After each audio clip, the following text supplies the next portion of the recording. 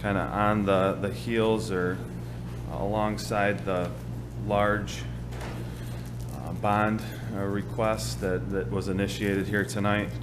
Kind of wanted to take a little bit of an unconventional approach here and actually read to you guys, read to council a document that I prepared earlier this week for a resolution next week as it relates to potential award of construction contracts. But there's some background in here, some substance that I think might be valuable before we get in to the presentation. So, sorry, I'm going to read from a sheet of paper. It says, over the past 7 years, city staff has been working with city council to examine opportunities to reduce financial and environmental risk associated with biosolids created as part of the wastewater treatment plant pollution removal process. Biosolids removal has become nearly impossible for operations staff to manage on an annual basis, both physically and economically. Failing equipment and improper treatment of our biosolids on site make the 34 tons per day, 5 to 6 days a week process of handling and removal extremely difficult for our staff. In addition to the minimal treatment and inadequate failing equipment, Auburn has seen its biosolids removal annual budget triple in the past 6 years. What ranged between $250,000 to $300,000 annually for removal in 2016 has now risen to just over $1 million in fiscal year 23. A recent reminder of costs was brought forth to City Council in January of 23 as DMU staff requested a $400,000 plus budget transfer to cover the added biosolids removal costs. Implementation of the proposed improvements outlined in the construction contracts that will be before you next week include necessary upgrades to just about every single building and process at the wastewater treatment plant and add further treatment and control to our biosolids process. Upon completion of this project, city staff is expecting to be able to provide the highest known level of biosolids treatment, resulting in a Class A biosolid, other known as a fertilizer. This fertilizer can be land applied in many markets across upstate New York. The resulting annual operating budget reduction will be well over $1 million beginning year one and will only increase as landfill space dwindles and demand for the same space only rises in our region in coming years. In addition to saving over $1 million in our annual operating budget, this project comes at a time when significant debt service is dropping off in the sewer fund. In the mid-90s, the city of Auburn completed a multi-phase, multi-million-dollar upgrade to form the modern wastewater treatment plant that we rely on and operate daily. This investment, along with CSO upgrades at the time, attributed over $2.5 million in annual debt service each year for the past 30 years. Combining our expected budget savings, coupled with significant debt drop-off in 2024, provides our sewer fund with significant funding to support a much-needed reinvestment in our infrastructure. Council's support and guidance over the past 6 years has allowed staff to build one of the largest, most significant environmental reinvestment projects of our career. This project is well-rooted in fundamental design and known wastewater treatment standards, and also aligns our community and operations staff to provide the highest quality treatment service possible while maintaining necessary capacity for future growth in our region. And then it just goes on about the awards and the dollar value. So I thought I'd start with that, kind of set the stage. We'll get into the presentation. Okay, so we've got a lot of projects here. This is our 4-year capital project outlook. In the next 4 years, there is potential for $110 million in total reinvestment in our sewer system. It's a lot of money. Over 75% of that reinvestment is the big piece of the pie. That's our biosolids project. And then was it last week or the week prior, I was here providing an overview on the CSO project. That's about the other quarter piece of the pie. Another substantial reinvestment. And then we do our every other year annual slip line and sewer improvement project, as well as just some sewer vehicles. So that's generally the pie over the next 4 years, and it's a big, big piece of pie. With that, I thought I'd take a moment just to kind of take a look at some of the funding options. So this is a bird in hand.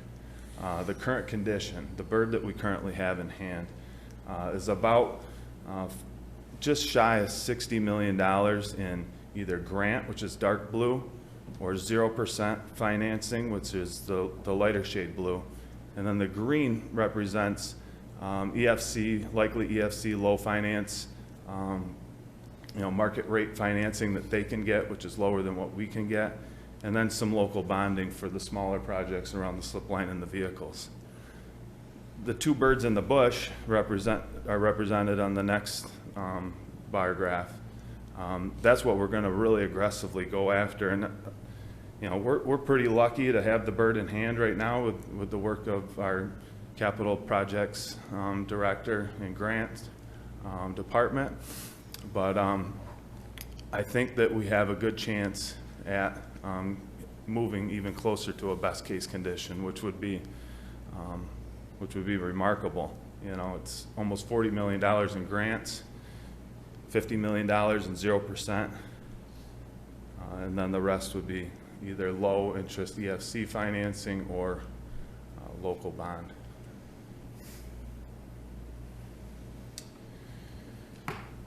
So that's the projects. Our operating budget, this kind of highlights, and I don't know if you can see it or not, but we've got our revenue along the top. Our total sewer expenses are this is the next row.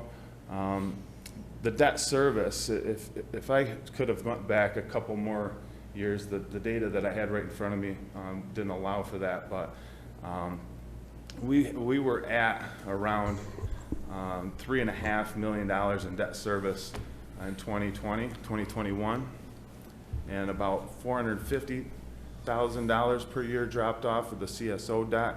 And now you'll see in 25, it's kind of bolded. It's a little darker white, I guess. That's another about $2 million drop off in our debt service. That's a huge reason why we're able to bring this much capital projects forward at this point in time. The other big one is our solids, or our sludge hauling.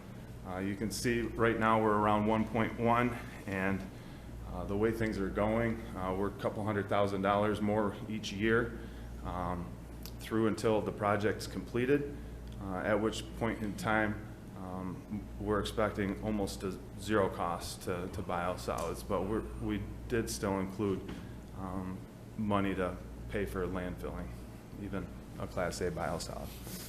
So yep. Those are conservative estimates. I mean, it can go $300,000 or $400,000. We're basically at the mercy of whatever landfill we're bringing it to. Am I correct? We are. Yep.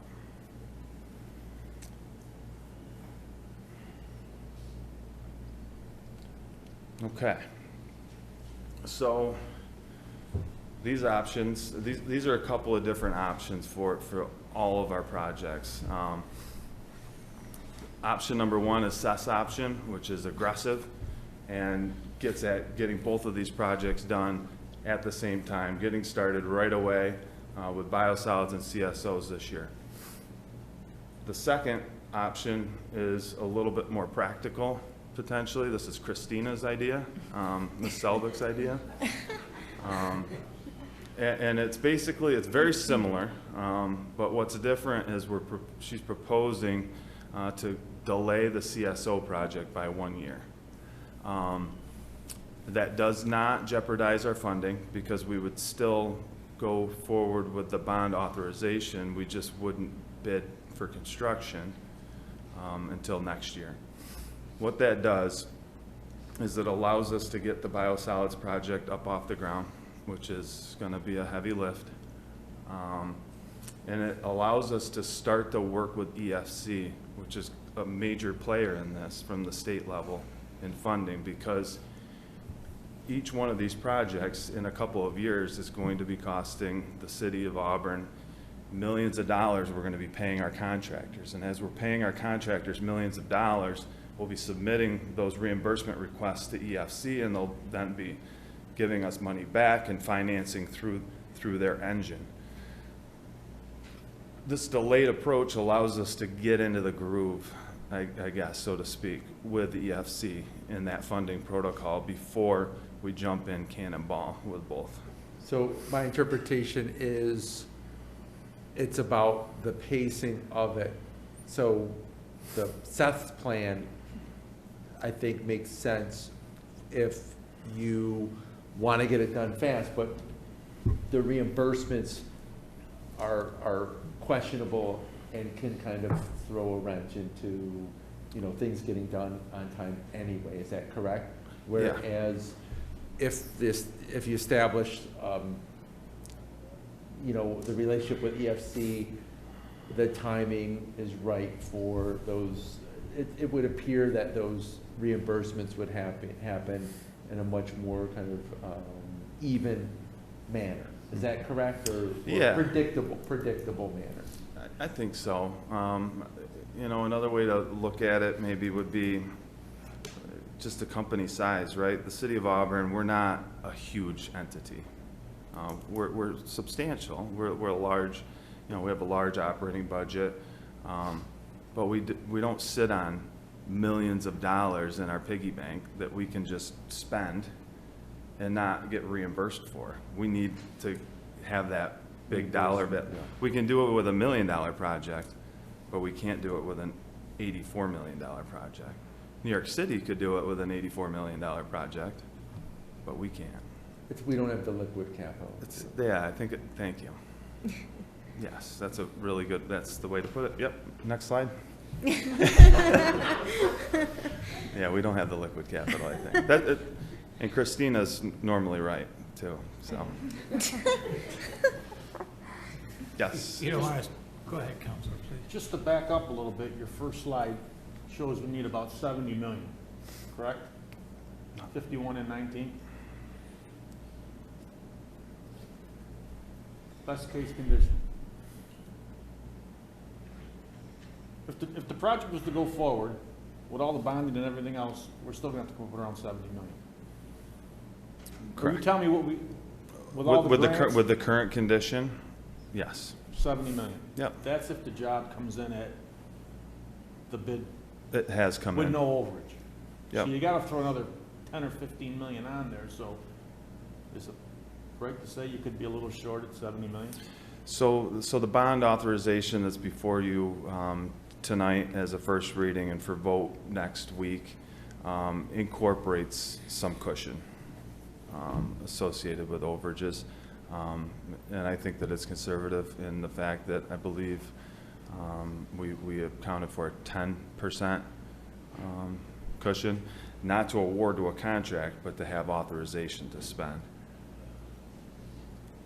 I'm not disagreeing. Your plan, it's a lot of money. And Yep, it is. and I know I agree. you gotta spend money to make money, but that's a lot of money. That's a lot of debt.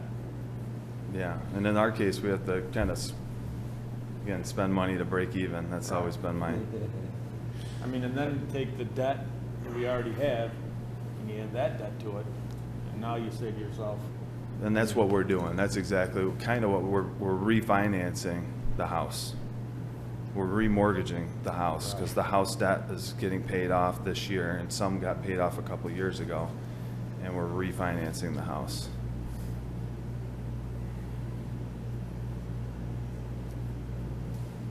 Okay.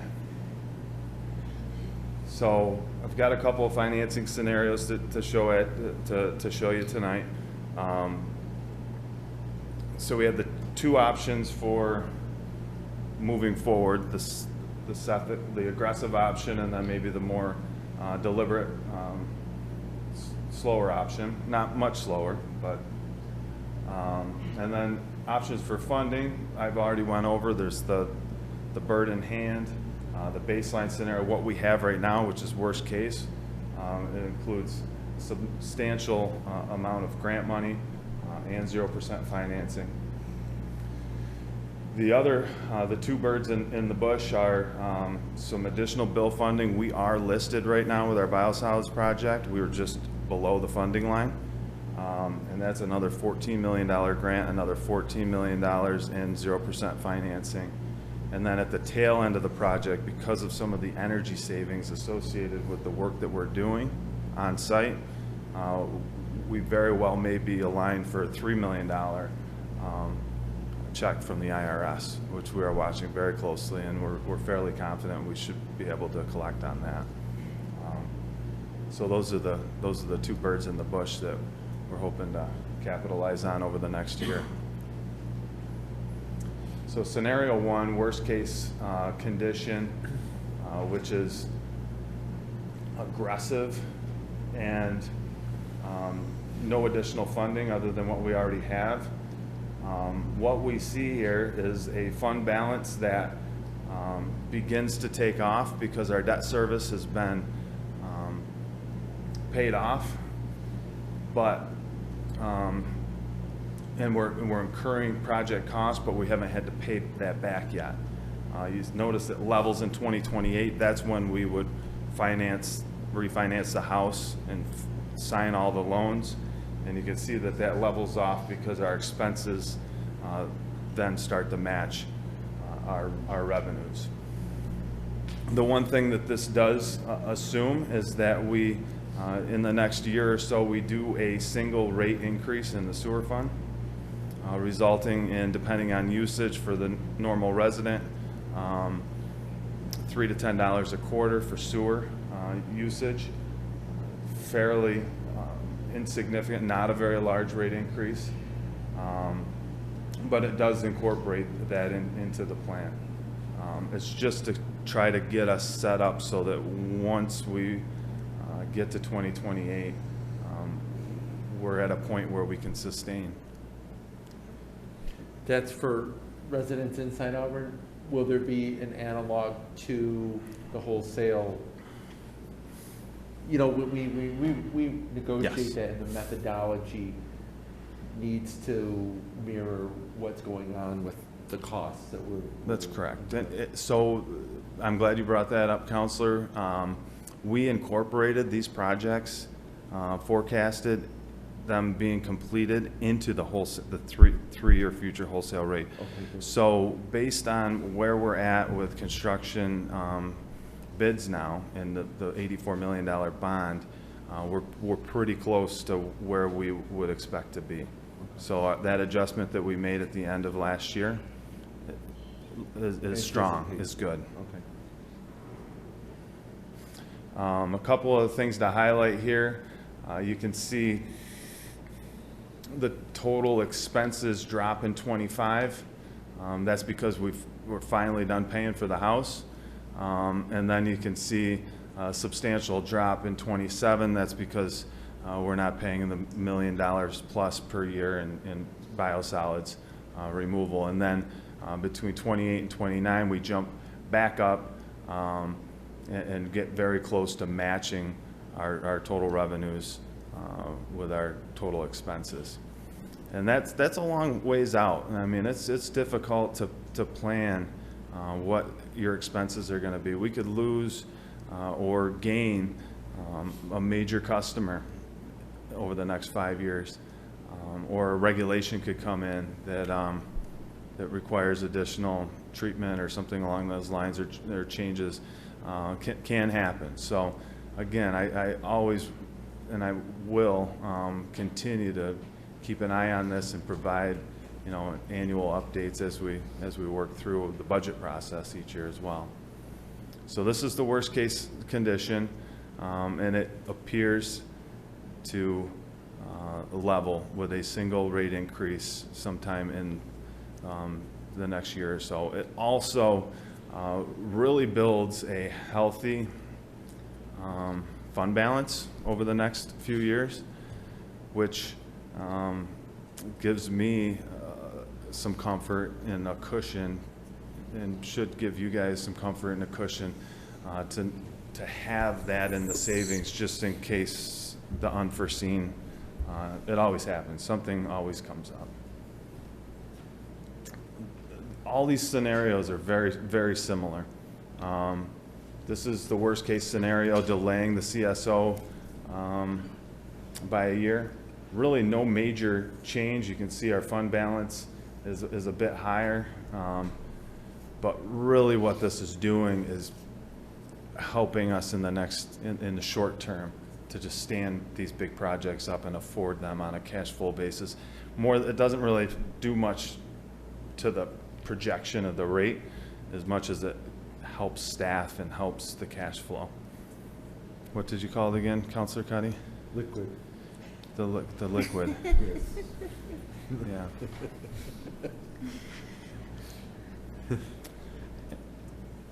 Let me see, I froze.